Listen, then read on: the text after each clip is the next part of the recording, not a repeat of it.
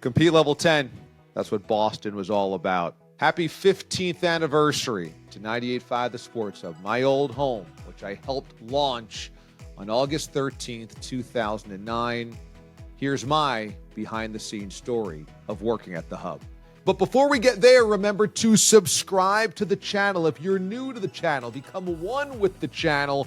We've got DA deep dives like this, and we go live every Sunday night. And watch DA live on this channel. Get notifications that you get the best NFL breakdown, analysis, and fun with some creativity thrown in there. Sunday nights during football season, right here on this YouTube channel. Make sure you click subscribe. 15 years ago, I was spinning my wheels a little bit.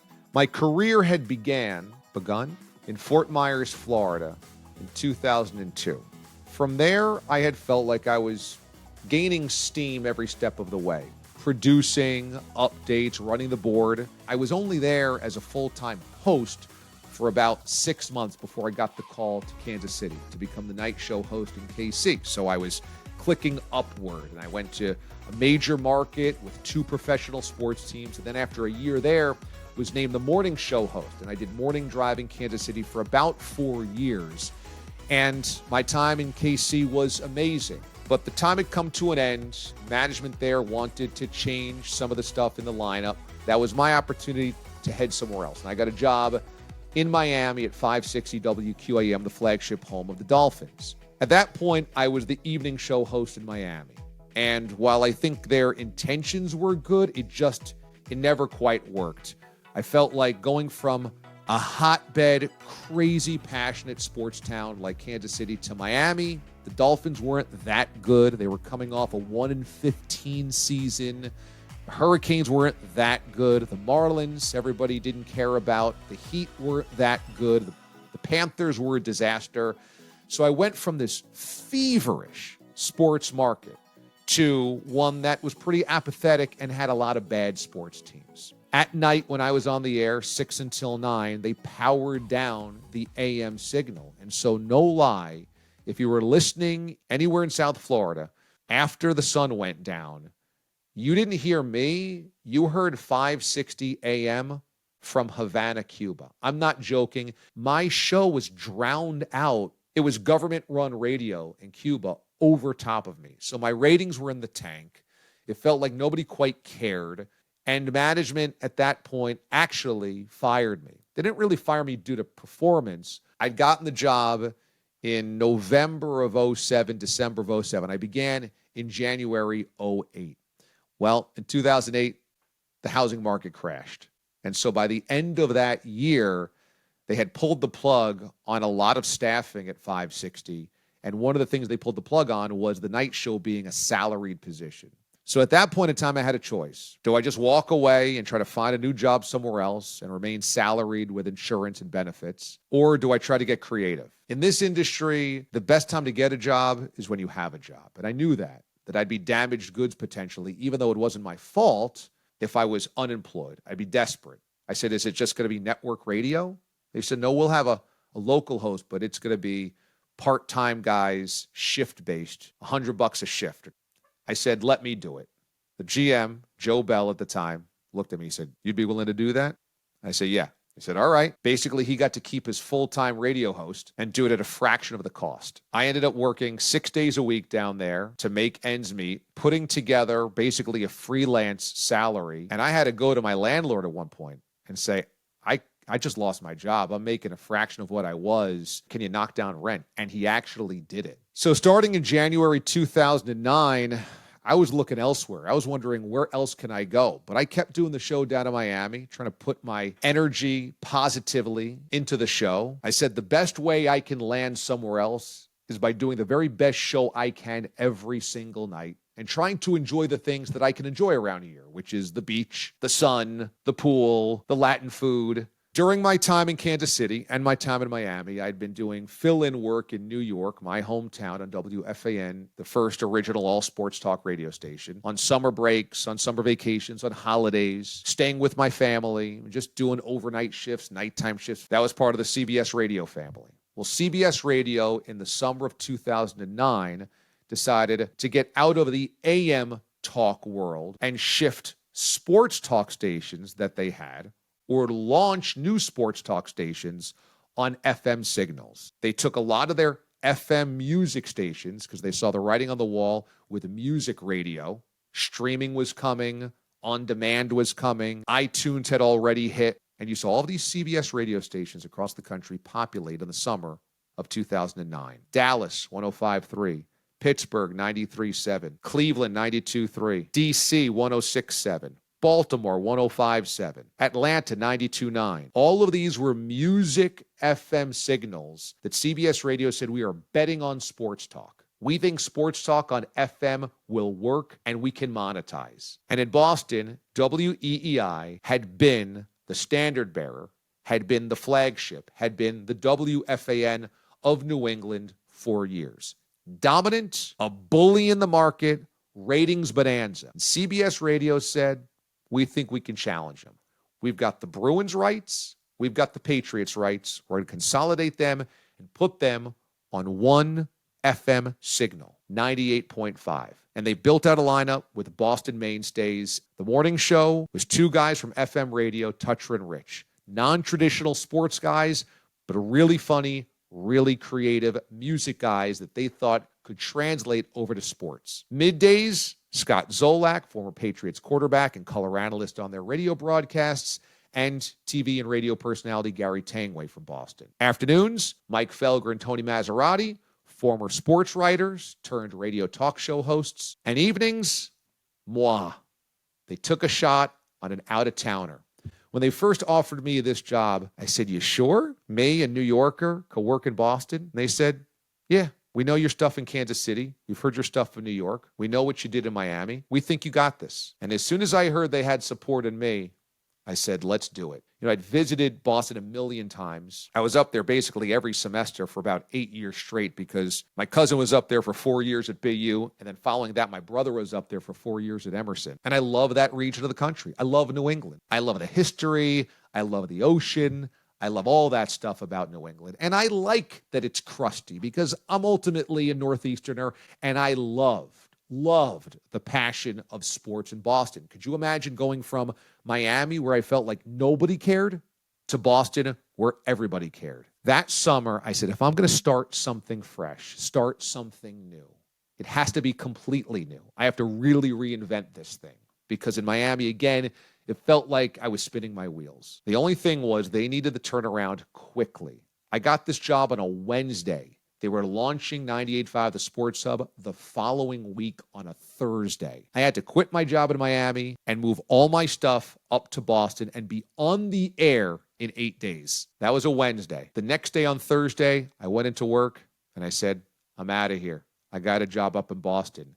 And there was no contract because I had lost my job and I had ultimately become freelance 7 months earlier. And here's the amazing twist of fate. I could walk into the boss's office the next day and say, I'm out of here because I had no contract anymore. When they had eliminated my position 9 months earlier, I was just an hourly freelancer for them. If that had not happened, I might not have been able to take this job. So that's where the universe conspires on your behalf and you have no idea about it at the time. Things happen for a reason. And on Saturday, I packed up the U-Haul. My dad flew down. I bought him a plane ticket. And on Sunday, we took off for New England. For 2 days, we drove up the East Coast. We stopped at my house in New York and then made our way up to Boston. I got up to Boston for a meeting on Tuesday. We had a staff meeting on Tuesday. That entire drive up, I listened to podcasts from WEEI. The day I got this job, I went to Barnes & Noble and bought a bunch of Boston sports history books. At night, I read books about Bill Russell and about the Patriots dynasty. Wednesday, I studied my butt off. Thursday night, we had the first Patriots preseason game of the year. And at night, I followed the game and did a post-game show. And from then on, my life was different. 98.5 The Sports Hub captured a Boston sports audience that was desperately underserved. EEI had been so popular and so entrenched, but a lot of Bostonians did not feel an emotional connection to that station. They had felt unheard, dismissed, and they thought that the hosts, some of them, were very condescending, argumentative, combative, what have you. 98.5 came along and said, let's talk Bruins hockey. Boy, talk about an underserved audience. I remember one of my first shifts was that Saturday after that Thursday night post-Patriots show. Bosses wanted me to get as many reps as possible. So I did Saturday and Sunday leading up to Monday. One of the first calls I took was a question about the Bruins' backup goalie to Tim Thomas, a young man by the name of Tuukka Rask. I did not expect a Bruins backup goalie question. My producer, Chris Curtis, frantically typed into the screen as much information as I needed to get through that phone call. I said, oof, compared to Miami, we're in a different world. And I was so energized. This is exactly what I needed, exactly what I wanted. It mattered. Everything mattered. Every sport, every player, every position, every game mattered. I was like, thank goodness. This is incredible. The station took off like a rocket ship. The audience was there. We had a clear, clean FM signal. We had good shows top to bottom. We had Patriots football, we had Bruins hockey, and we had a sports talk lineup that didn't take itself so seriously, that was creative, that was trying to do something different, and wasn't constantly shouting down callers. It boomed. Absolutely boomed. Tucker and Rich took off in the ratings. Felger and Mazz became an 800-pound gorilla in the ratings in afternoon drive. And here I was doing Bruins postgame and 5 hours at night outside of Bruins games. I did either 6 to 11 or during baseball season, there was a 1-hour baseball show, so I would come on after that 7 to midnight. Now, you want to earn your chops? You go do 5 hours of solo radio against Red Sox baseball in the middle of July. Good luck. It was challenging, but it was awesome. I went from a show that didn't matter at all. Cuban State radio mattered more than I did in Miami. To now, there was a feature article on me in the Boston Globe, the home of Dan Shaughnessy and Bob Ryan and Will McDonough. I couldn't believe it. Pinch me. The 4 years that I spent at 98.5 The Sports Hub were some of the most fulfilling, most amazing sports talk days I could ever imagine. One of my favorite genres is 1960s, 1970s, R&B, soul, and eventually funk. So I love Parliament Funkadelic, the greatest funk band of all time. Right around the time I got this job, I was listening to Parliament Funkadelic's greatest hits. And there is a moment where they say, "The Mothership has connected. Welcome aboard." I said, this is amazing. This is a spaceship that they land on stage and invite everybody in to this party. We are all here in outer space partying together. I said, that's the vision I have for this show. That's what I want on this show. So I love Jay-Z public service announcement, that intro. Bum, bum, bum, bum, bum, bum, bum, bum, bum, bum, bum, bum, as it builds. And then the car screech. Bam! So I had the production department lay that over the low rumble of a spaceship. And then the echo that says, "The mothership has connected. Welcome aboard." People said, what is this? It's a sports talk show and spaceship and Parliament and Jay-Z. But it gave me an identity. And that's how my show became known as The Mothership. That's how we beamed people aboard. That's how we created the Zap Zap. In fact, at one point in time, it was Mario coins. If you jumped on to the mothership, you got a Mario coin. I had 5 hours to myself, 5 nights a week, with an audience that had that radio station on all day long. Who had it luckier than me? And so I was allowed to push the envelope of creativity. I was allowed to be exactly who I was. It was ridiculous. It was absurdist at times. It was character-based, and it was a lot of sports. A lot of sports. None of the other shows would take phone calls from kids. But man, I knew the kids that called in Boston were diehards. They knew their stuff. I could have real conversations with them. So I welcomed them on. I'd say, call. Everybody call. It's cool. And some of those kids still reach out to me today and say, remember, I used to call your show. Serious. There's a young man at Syracuse named Andrew Della Piana. He's become a very good play-by-play voice. He's doing talk shows as well at Syracuse. He used to call my show as a kid. He once played for me one of his calls when he was like 7 years old. We had Josh in Sharon, known as the Prodigy. The guy knew everything. I once went on his cable access show. He was like 12 years old. My update guy, Chuck Perks, and his delayed pauses. Your next update in just 20 minutes. Everybody waited for the pause. There was Dr. BS, Women of the DA show, Spy DA. We had rap battles, 98 Mile. I was the young guy. I was 30 years old. I was an out-of-towner. And this was a media town where a lot of people elbowed each other out of the way. There was sniping. And everybody at that station would bust my balls. Everyone. Felger killed me at times. On Patriots pre- and post-game, because I read social media comments with him as the host, he would throw to me as the email female. Zoe killed me. Gresh killed me. But I also loved it because I knew it was all in good fun. It was a fraternity. It was a frat house. Everybody could bust everybody's balls. No hard feelings. It made me actually feel like I was part of the crew. And when I heard the morning show play my open and laugh at how ridiculous the spaceship is landing, you couldn't wipe the smile off my face. The station became a machine, an absolute machine. And now it just dominates Boston radio, not sports radio, radio in general. For 15 years, 98.5, the Sports Hub, has absolutely crushed everybody else in the market. And I'm really proud that I had a very small piece of that in Boston, because we helped change what Boston sports media and Boston sports talk could be. It could be fun.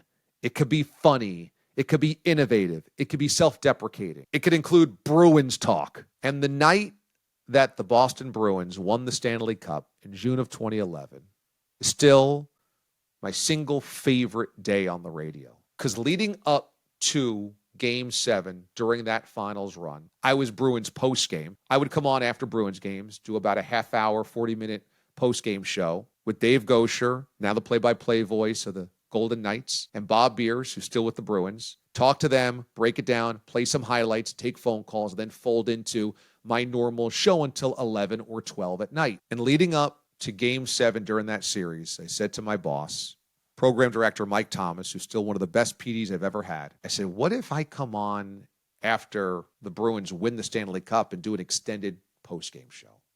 Let's keep it local. Let's not go to syndicated programming at 11 or 12.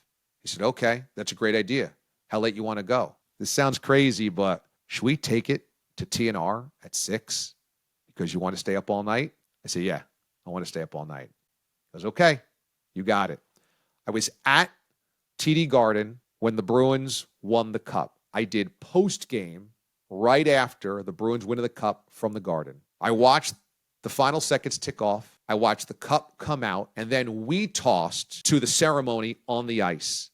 At that point in time, my PD, Mike, and the station and the promotions department organized the Sports Hub van to run back to the station with police escort to make our way through the streets of the North End back to the station so that I could get back on the air from the station by the time the ceremony wrapped up. I got back to the station. They wrapped up the ceremony, tossed back to me, and I took it until 6 a.m. The moment I took it, probably around 11:30 until 6. Full phone lines, 6 phone lines lit up the entire night. And I couldn't even tell you how many grown men were crying when they called me.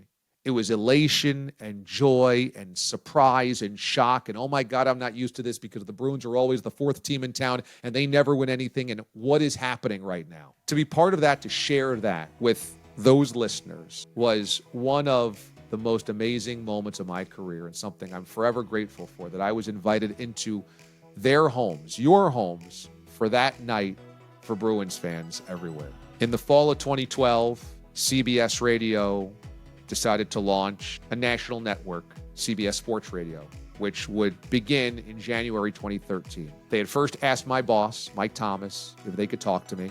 Mike cleared the way. They talked to me and asked me if I'd be interested, and it was a chance to go home to New York and be on a national network and talk to 250 affiliates every single night. I couldn't sign up quick enough. That was a dream come true. Not because of anything that the Sports Hub wasn't, just because of what that was. And so my final show was December 2012. The people that called up and said, thank you, and I love the show, and going to miss you around here. Hardcore Bostonians, not usually going to say a nice word about an out-of-towner. That choked me up. That really choked me up. One of my good friends, Pete Thamel, who covers college football and college basketball for ESPN, is from Massachusetts, lived in Boston, was listening that night, and he said to me, man, I've never heard an out-of-towner get this much love. And I was like, I can't believe it either. I will forever be grateful for those years at 98.5 The Sports Hub, and for those fans and those listeners and those people that cared about the show and embraced me. And it'll always be part of everything that I am. It is where the Mothership was created. It is where Compete Level 10 originated. It is where I worked for the New England Revolution for 3 seasons as sideline reporter. And it was a dream come true. Calamar! Chris Curtis, Josh Deering, Chuck Perks, Brian Robb, Rich Keefe, Mark Feldman, Mark Hannon, Mike Thomas, Mark Chernoff. And apologies to anybody I might be forgetting. Everybody that put me in a position to succeed. They were visionaries for that entire station and that entire lineup. It was an all-star lineup top to bottom. I'm so thrilled for all of the guys that are still there on the air kicking ass. I love the fact that 98.5 is still absolutely crushing it. And man, I can't believe it's already been nearly 12 years since I left. That was cool. That was cool. Freddie T, Felger, Mazz, crew, keep kicking butt, man. To another 15. Hey, that'll do it for this video, but remember to subscribe to the channel. Click on this button right next to me. That way you'll get notifications when videos like this are uploaded. Be one with this channel. I'm going to be with you all football season, Sunday nights, breaking down everything. So make sure you are subscribed. That way you'll know when we go live after the early football games before Sunday Night Football. This button. I'm DA, Damon Amendolara. Check out my SiriusXM show, Channel 82, weekday mornings. Thanks so much. We'll see you next time.